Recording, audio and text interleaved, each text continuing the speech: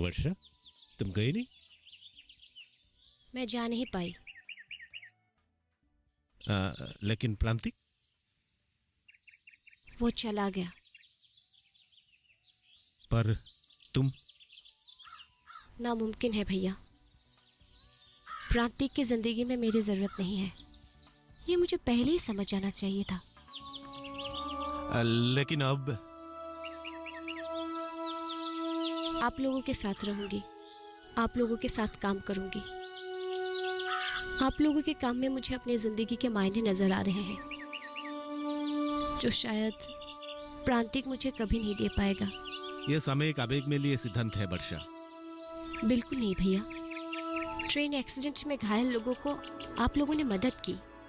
आप लोगों के एनजीओ के सभी सदस्यों ने जान लगाकर सबकी देखभाल की और आप लोगों का ही काम देखकर मैं आप लोगों के साथ कुछ देर रही। इस बात पर प्रांतिक बुरा मान गया। अनजान लोगों के साथ मैं क्यों काम कर रही हूँ, उसको गुस्सा आ गया। मैंने उसे समझाने की लाख कोशिश की पर मैं हार गई।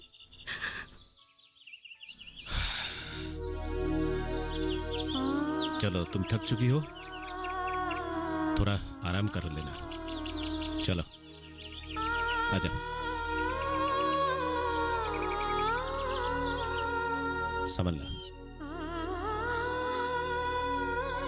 आओ।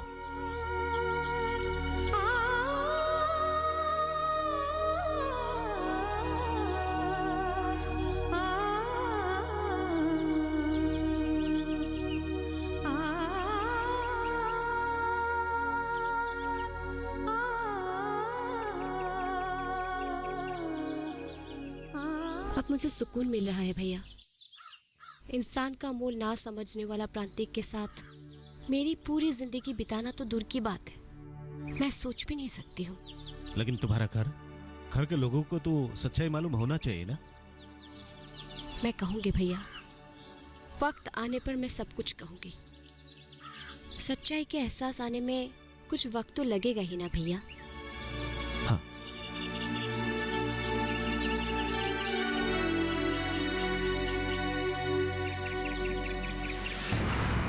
यह सच है पिताजी, बिल्कुल सच। वर्षा ने ऐसा ही किया। जान पहचान नहीं, उस शेखर हुसैन के साथ ट्रेन से उतरकर चली गई। एक्सीडेंट के कारण हमारे ट्रेन को उस स्टेशन में रुकना पड़ा। जख्मी लोगों की मदद के लिए वो वहां गई और वहां उसे उस शेखर को मिला।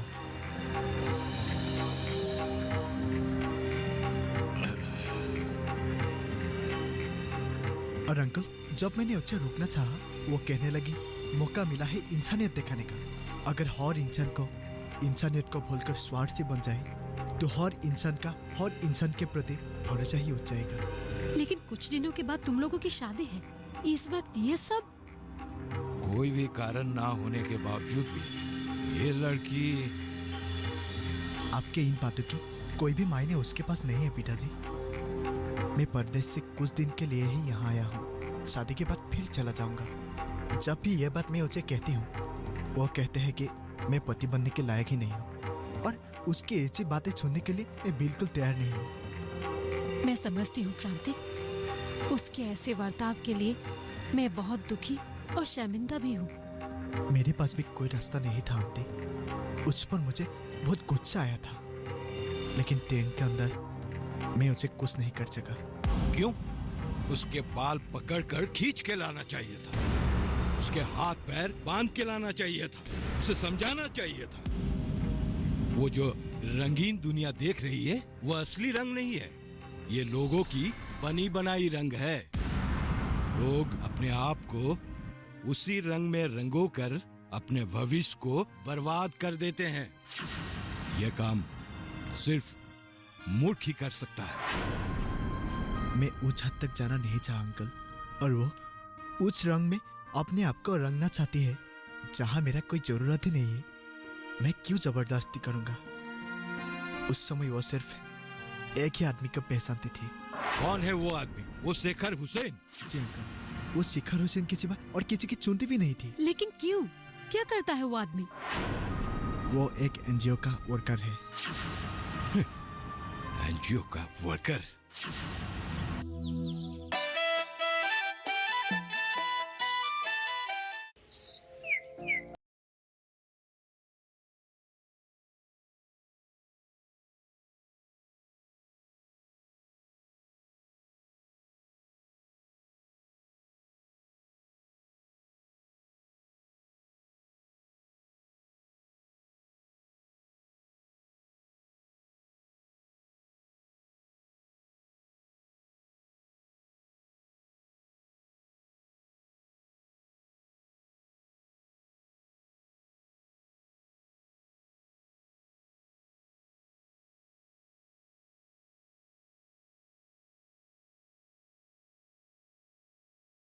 डीडी किसान पर।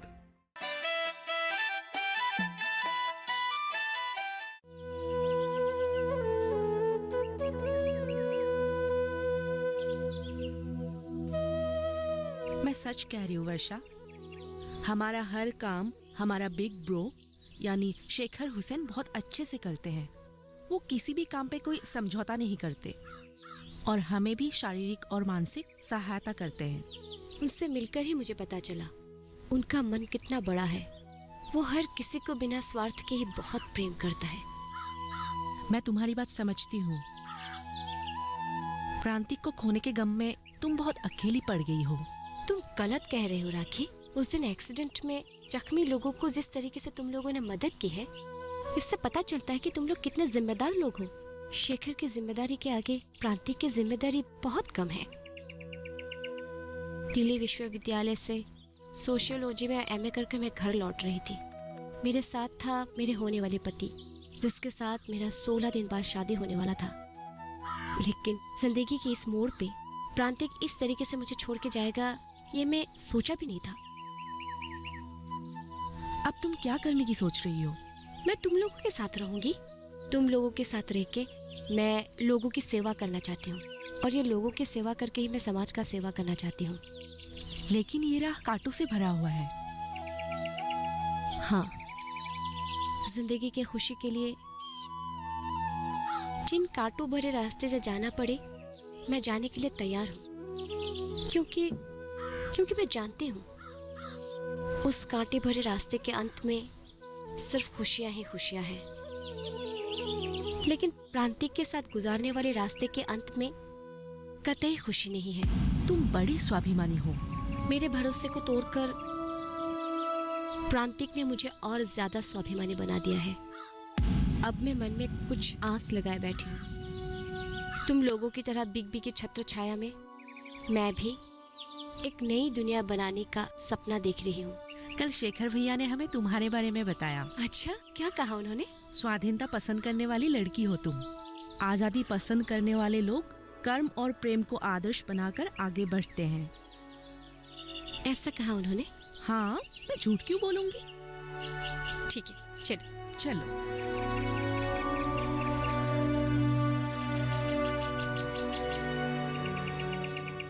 कहाँ है वो लोग अभी? संजीव, महाभारत पढ़कर खत्म हो गया और अब तुम पूछ रहे हो सीता किसके बाप है? Really I am sorry. नहीं, अच्छी लड़की है, हमारे साथ काम करने के लिए वो तैयार है। वो बहुत शिक्षित लड़की है, इसीलिए किसी से डरती नहीं। उस दिन मेरे ही सामने अपने होने वाला पति को छोड़कर यहाँ साहेबपुर चले आए। मेरे ख्याल से वो हमारे साथ मिल पाएगी। और मैडम दिखने में भी स्ट्रिक्ट लगती है। मुझे उनसे मिलने को दिल कर रहा है। मुझे मालूम है संजीव, उनसे मिलने का तेरा दिल करेगा। कविता से लगाव रखने वाला लोग आज से मन से लोगों को सम्मान करते हैं। ओह राखी, गांव के लोगों को हमारे नए काम के बारे में कहीं या नहीं? हाँ, मैंने कह दिया। खास करके औरतों को गांधी जी के आदर्श के बारे में मैंने उन्हें अच्छे से समझा दिया। इस काम में हमें लंबा वक्त लगेगा। हाँ ठीक है, वर्षा को हमारे साथ ले लेते। मेरे ख्याल से वो लोगों को अच्छी तरह समझा पाएगी। गांधी जी के कहने के मुताबिक अगर हम अपनी जिंदगी को संवार लें तो हम लोग जरूर कामयाब हो पाएंगे। खास करके नारी शक्ति पर देश की तरक्की निर्भर करती है। जिस तरह घर को अच्छी तरह से संभालने के लिए एक नारी की जरूरत है, उसी तरह हमारे देश को चलाने के लिए नारी शक्ति की जरूरत है। नारी की ममता और त्याग के आगे सब लोग हार मान जाते हैं। इसीलिए मैं आप लोगों से कहती हूँ, आप लोग भी मेहनत करने में लग जाइए। अपनी जरूरत की चीजें हो सके तो खुद बनाइए, अपना काम खुद कीजिए। ऐसा करने से आपके मन में शांति मिलेगी और समाज की भी तरक्की होगी। आप लोग मेरी बातें समझ रहे हैं ना? हाँ हाँ, समझ गए। पहले हमें किसी ने भी इस तरह नहीं समझाया था। हम अपना काम खुद करेंगे, तब ना हमें खुशी होगी। तो आप लोग वादा कीजिए कि इस गांव में एक नारी शक्ति की जन्म देंगी। Thank you. आप लोग ये मत भूले कि हमारे कर्मों पर ही हमारे देश की भविष्य जुड़ा हुआ है। जिस तरह एक घर में हमारी बहुत जरूरत है, उसी तरह इस देश को भी हमारी बहुत जरूरत है। हम अपने देश की सुख शांति बरकरार रखेंगे। लोगों को जब हम इंसानियत की नजर से देखेंगे, तब भी हम लोग इंसान बन पाएंगे। आप लोग मेरी बातें समझ पा रहे हैं ना? जरूर, आपके कहने के मुताबिक ही हम करेंगे। इस तरह से मेहनत करने से हमारी गरीबी दूर हो जाएगी। हमें अपनी कमियों को नजरअंदाज करनी होगी। हमें अपनी कमियों को दूर करना होगा, मेहनत करनी होगी। जो भी हो, नारी शक्ति की जोर से देश की कमियां दूर करने के लिए हमें बड़े से बड़े मेहनत करनी होगी। वर्षा, शेखर भैया आप आ गए? तुम्हारी बातों से हमारी साहेबपुरा के लोगों के हौसला बढ़ेंगे। एक एडुकेटेड वर्कर के रूप में तुम्हें पाकर मैं धन्य हो गया हूँ। आप लोगों को भी बहुत बहुत धन्यवाद। मैं समझता हूँ आप लोग दीदी के बात समझ चुके हैं। दीदी की कहने के अनुसार आप लोग काम कीजिए, आप लोगों को भलाई हो। ठीक है? आप आज के लिए इतना ही। अभी आप लोग अपना अपना घर जा सकते हैं।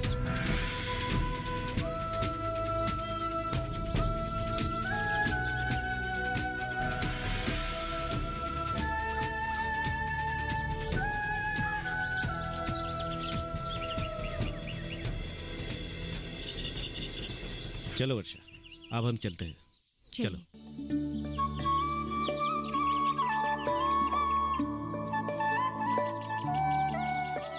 आपने मुझे ये मौका दिया, इसलिए मैं आपकी बहुत बहुत आभारी हूँ।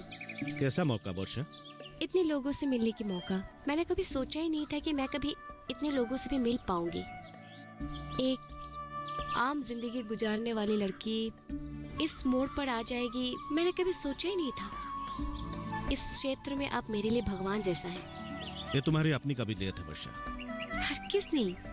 कोई भी लोग जिंदगी में स्वयं संपूर्ण नहीं होते हैं।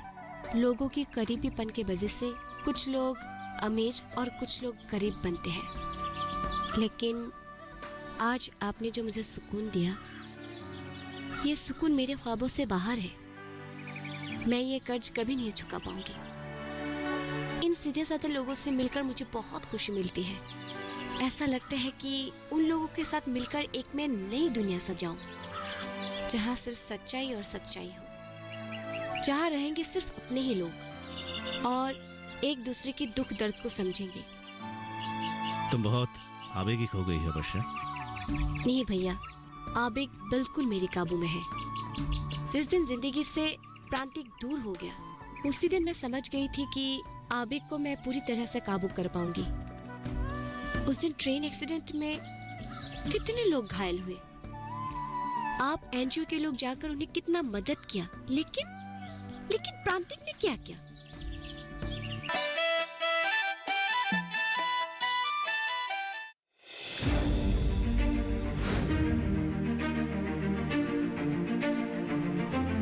फसलों के भाव से लेकर उनकी आवक तक, पैदावार से लेकर बुआई के क्षेत्रफल तक, आयात से लेकर निर्यात तक, घरेलू से लेकर वैश्विक बाजार तक, मंडियों की सही और ताजा जानकारी पाएं।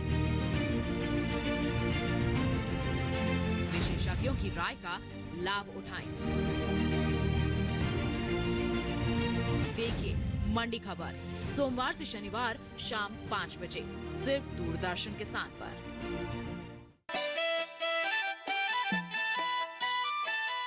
मैं समझ गई थी, मैं अपनी जिंदगी के आगे आभारी रह गई थी और अपनी जिंदगी के सफर में प्रांतिक के हमसफर नहीं बन पाई। प्रांतिक को छोड़कर तुम पश्चाताप कर रहे हो? बिल्कुल नहीं, वो मेरे लिए एक डरावनी सपना है। और अब अपने सपने को, अच्छे सपने को छूने की मौका देने के कारण मैं उस जिंदगी को धन्यवाद देना चाहती हूँ। आपने मुझे जादू किया है। आपके आदर्श और बातों के कारण मैं बावली हो गई हूँ। और आपसे मिलने से मुझे अपनी सारी दिल की बात खुलकर करने को मन करता है। खुलकर बातें करने वाला लोग मुझे बहुत पसंद है। तुमसे बात करने से पता चलता है तुम मामूली नहीं हो। तुम्हारे सोच से जाग उठते हैं हजारों लोग और ये हजारों लोग मिलकर बनाएंगे एक नई दुनिया। ये मेरा विश्वास है, आस्था है। चल अब चलते हैं। फूफी, फूफी,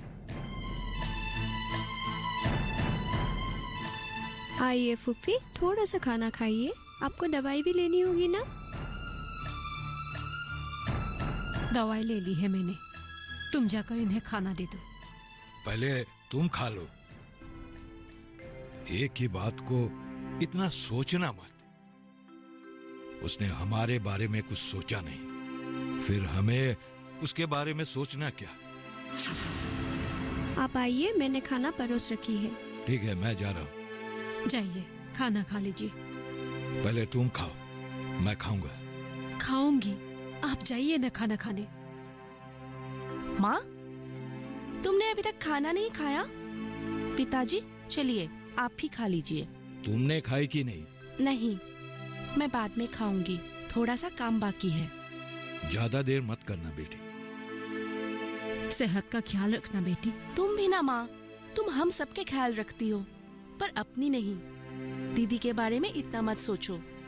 दीदी के भलाई बुराई के बारे में। इसका मतलब प्रांतिक बुरा लड़का है। पिताजी, किसने कहा कि वो बुरा लड़का है? शायद उसके सोच और दीदी के सोच में कुछ मिलजुल नहीं है, और इसीलिए शायद।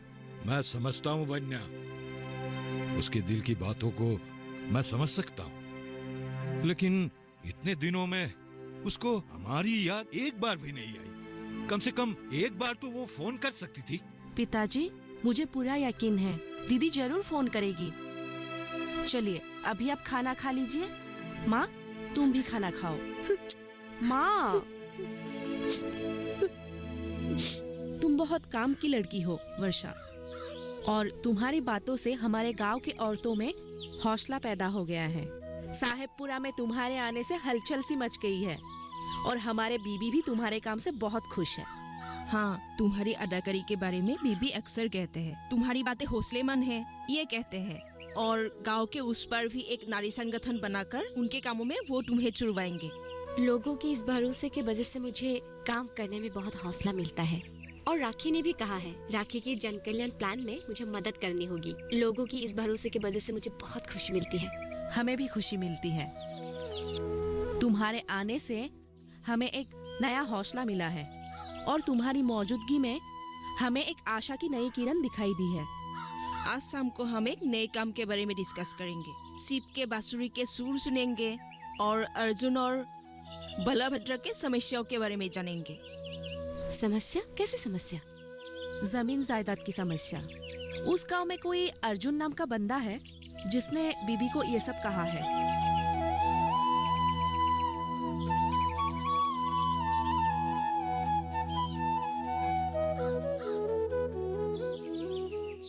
तकरीबन 2 साल हुआ था।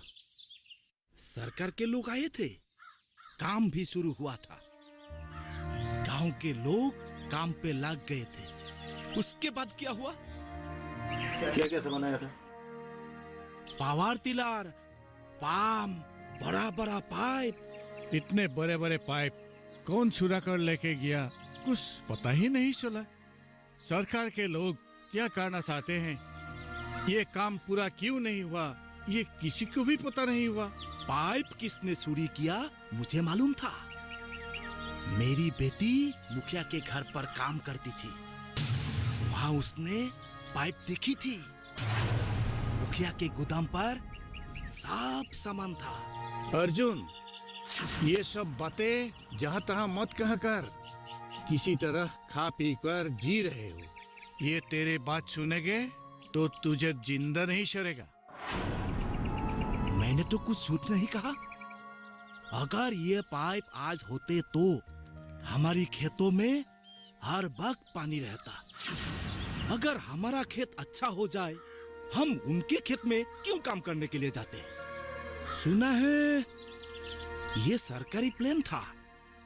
सरकार ने जनता के लिए बहुत रुपए दिए थे, लेकिन हमें कुछ नहीं मिला। आप लोगों को भी मिलेगा, मैं इसका इंतजाम करूंगा। आप लोग अपना हौसला कम मत कीजिए, खेत में लग जाइए और बाकी लोगों को भी भूलिए। ठीक है? ठीक है, मैं अब चलता हूँ। चलता हूँ।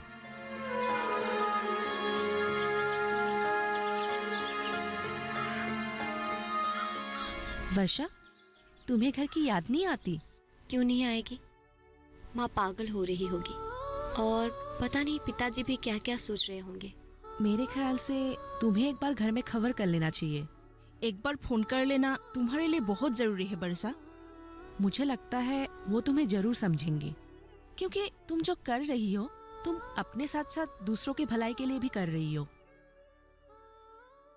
ठीक।